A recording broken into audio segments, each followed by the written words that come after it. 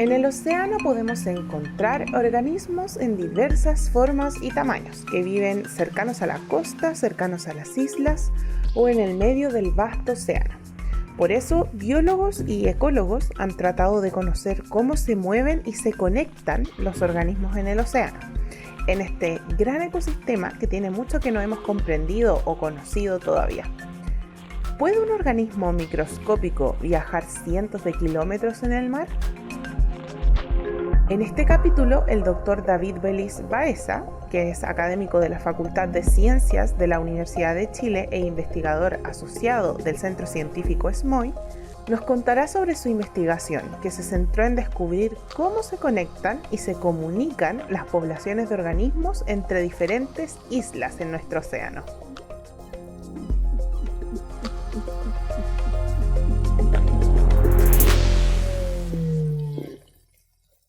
Hola David, bienvenido al podcast. ¿Cómo estás? Muy bien, muchas gracias. Súper, qué bueno. Un gusto tenerte acá con nosotros porque ya nos vas a explicar algunas cosas interesantes. Bueno, ya adelantamos un poco sobre estos recorridos. ¿Podrá realmente hacer un organismo tan chiquitito un recorrido súper grande? Bueno, vamos a empezar primero por orden, que nos cuentes más o menos qué es lo que haces, porque ahí uno no sabe tanto, entonces ahí si nos puedes detallar bien pedagógicamente a qué te dedicas, tus principales investigaciones, bueno, generalidades en realidad. Yo trabajo principalmente en ecología usando ADN en organismos marinos, bentónicos y también de agua dulce.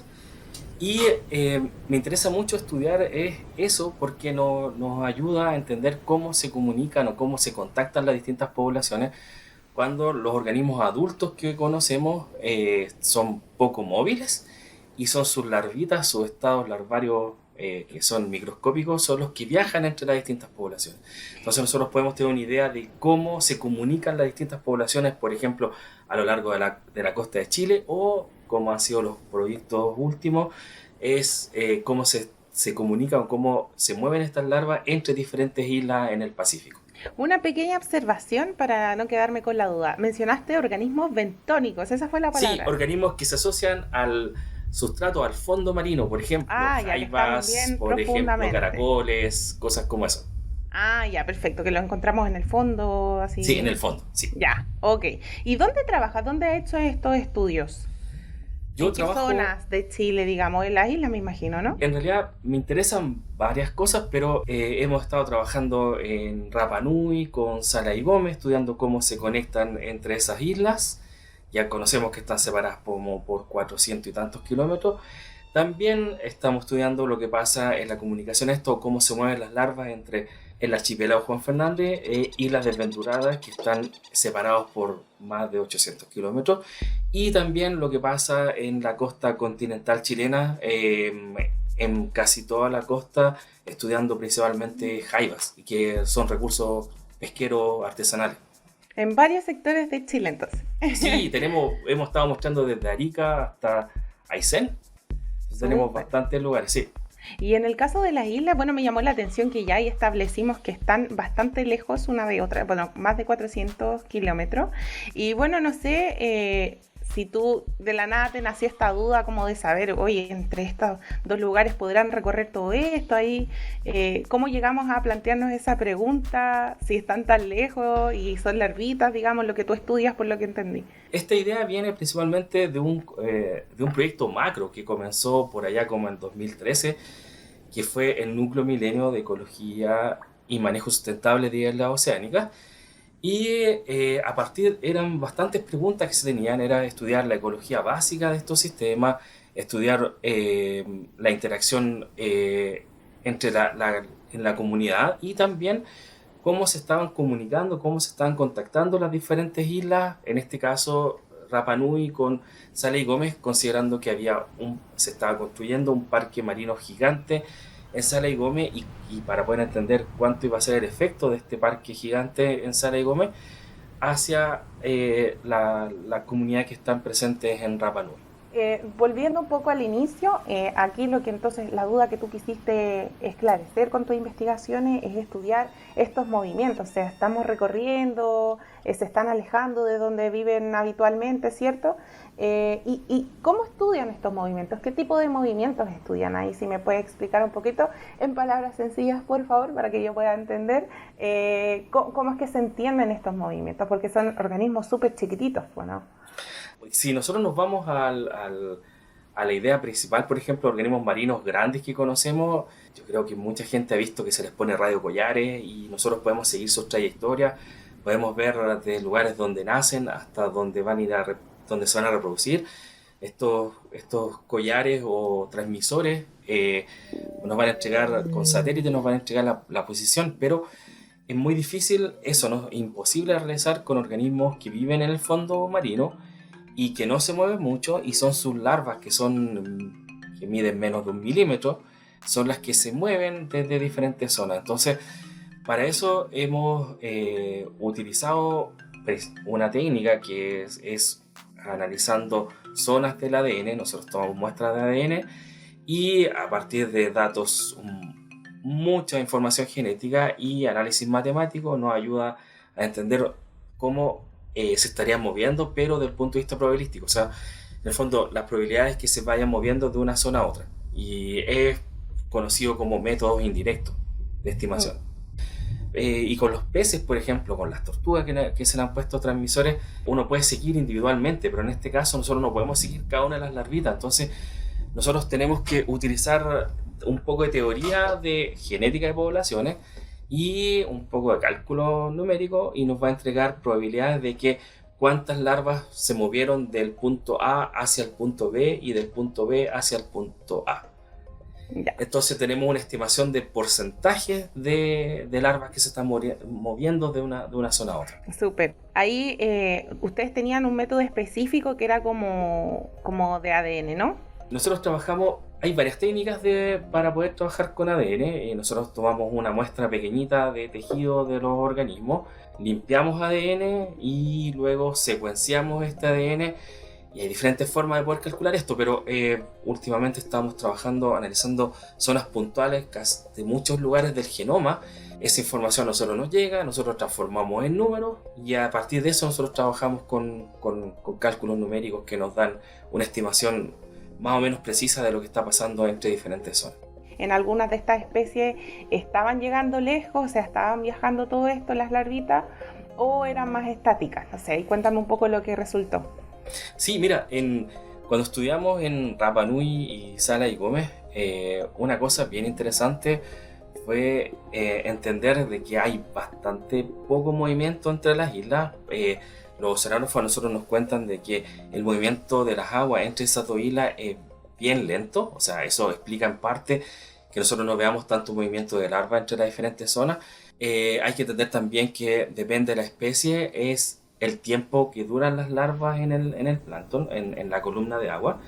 Entonces, por ejemplo, estudiamos un caracol que los isleños le llaman pure, y estudiamos un pez también que le dicen nanue, que ellos tienen un desarrollo de larvas que dura menos de un mes, y vemos que se mueve muy poco entre las diferentes islas, y nosotros pensamos que ellos se están moviendo mucho más con una cosa que se llama rafting, que en el fondo es algas que pueden estar a la deriva y ellos se adhieren a ello, y eso les permite de forma esporádica moverse entre las distintas islas.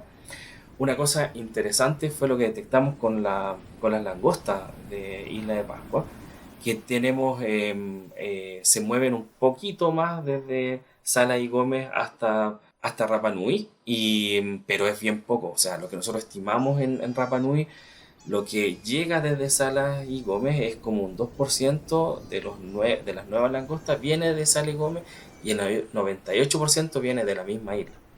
Y también lo que hemos estudiado también, claro, con tortugas marinas, que también en varios lugares, otra estudiante del doctorado que se llama Rocío Álvarez, ella estudió tortugas, y claro, las tortugas se mueven por muchos lugares, y es muy probable que las tortugas que llegan a Rapa Nui se muevan hacia Galápagos, se muevan hacia acá hasta Chile, y también otras se muevan hacia el otro lado del Pacífico. Entonces es bastante el movimiento que se puede registrar en algunos tipos de organismos y en otros tienen muy baja dispersión. Entonces, como conclusión, es casi especie dependiente el movimiento del organismo en las diferentes zonas en el Pacífico. Lo que me queda de duda es como, esto depende de la especie, cuánto se mueven. En todos los casos es diferente, digamos, pero es mejor para una especie ser estática, digamos que sus larvas se queden ahí, que crezcan ahí, o efectivamente que se trasladen. ¿Qué es más conveniente pensando en la conservación? Como conviene más que se radiquen en otros lados, que estén ahí siempre. Cuéntame un poco. Es buena pregunta, bien interesante, pero los dos tienen pro y contra, porque, por ejemplo, tener mucha dispersión permite que las poblaciones sean mucho más grandes y permiten que puedan llegar mucho más lejos. Pero lo negativo es que se pierden muchas larvas y lo que llega a asentarse es muy poco. O sea, lo que los padres, los parentales tienen que usar mucho esfuerzo reproductivo, tener muchas larvas para que algunas logren asentarse. Entonces, ese es el lado positivo y el lado negativo. Y para la especie que se mueve muy poco, el lado negativo es que no se pueden desplazar hacia otros lugares y sus poblaciones por lo general tienen restricciones geográficas, o sea, viven en lugares más reducidos geográficamente, pero tienen que usar menos energía reproductiva porque todos sus hijos nacen y crecen muy cerca. Entonces ellos tienen muy poca pérdida de juveniles, de hijos que se pueden ir a la deriva, ¿no? Ellos viven muy cerca. Entonces los dos tienen pro y contra. Claro, se me había pasado eso de que en estos trayectos que son tan largos, a lo mejor algunos no resisten y no llegan. Muchas no resisten porque para algunas especies se estima que menos del 1% de los que se liberaron llegan a ser un juvenil. O sea, es impresionante, es muy bajito, sí. O sea, son todos unos aventureros, pero ahí están Sí, las consecuencias. las consecuencias sí, es bien drástico. Se hacen ver. Entonces, bueno, ¿están conectadas de alguna forma, por ejemplo, las especies, las larvitas que salen de Salas y Gómez a Isla de Pascua a la Salas y Gómez? ¿Ahí cómo lo ves? Digamos, ¿hay algún tipo de conexión? O quizás no las larvas, quizás otras especies que se han estudiado. Cuéntame cómo lo ves tú desde este estudio de movimientos de los organismos, que es tu conocimiento. Hay organismos que sí tienen bastante movimiento, por ejemplo, con otra estudiante de doctorado que se llama Naiti Morales, que terminó hace un par de años ya su doctorado y estudió tiburones, y los tiburones sí se ven que se mueven entre Salas y Gómez y Rapa Nui. Hay bastante movimiento entre esas dos zonas, y entonces lo que como conclusión acá es que los organismos grandes por lo general tienen bastante movimiento y los organismos más pequeños son los que tienen menos movimiento entre las diferentes islas. Entonces, nuevamente, ¿cómo vamos a tener que seguir estudiando esto para ver cómo está afectando eso a las comunidades? Tenemos que entender que los organismos nosotros no los podemos conservar como una especie como tal, sino tenemos que conservar su hábitat, su entorno y su red trófica, que es súper importante. Existe otro sistema que es el archipiélago Juan Fernández y las Desventuradas, que comparten la mayor parte de su fauna. Y eso, ahí también han estudiado como el movimiento entre algunas especies, qué Sí, especies quizás han podido estudiar. Algunos sí, ejemplos si tienes. sí, bien interesante que si bien tienen una distancia mayor entre ellas, como 800 kilómetros, estuvimos estudiando dos especies, un erizo que vive en estas islas, y los erizos nos muestran que hay mucho movimiento de sus larvas entre estas islas. Es bien interesante eso. Tenemos nuestros cálculos, creo que son bastante precisos para mostrar que hay mucho movimiento. A diferencia de lo que nosotros detectamos en las langostas detectamos que no hay mucho movimiento, que se quedan muchas larvas viviendo en desventuradas y otras que se quedan solo en Juan Fernández y casi no hay movimiento entre las islas.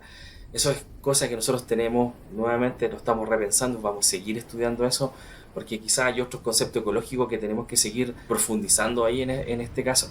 Súper, súper bien. Lo último, David, ¿puede viajar entonces cientos de kilómetros una pequeña larvita por el océano para trasladarse? Sí, pero va a depender de la especie. En el fondo van a haber especies que van a tener larvitas que se van a ver mucho más y otras especies que se van a mover muy poco, van a vivir muy cerca de donde están sus parentales, otras que van a moverse mucho más en el espacio.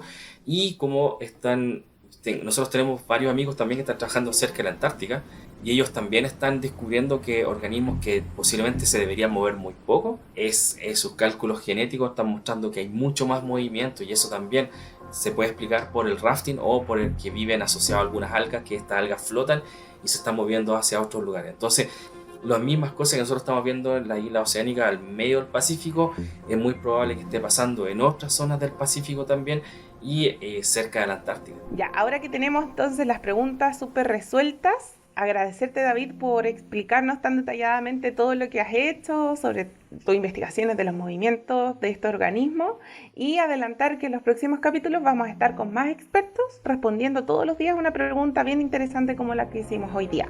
Así que los invitamos a seguir escuchando. Muchas gracias por la invitación a esta entrevista podcast. Y sí, también hay que dejarlos invitados a todo el mundo que sigan escuchando estos cortos que se están haciendo, que muestran investigación realizada por chilenos y en nuestro país, y para poder entender un poco cómo nosotros podemos conservar la diversidad de organismos marinos principalmente. Súper, muchas gracias, David. Así que todos quedan invitados a nuestros próximos capítulos.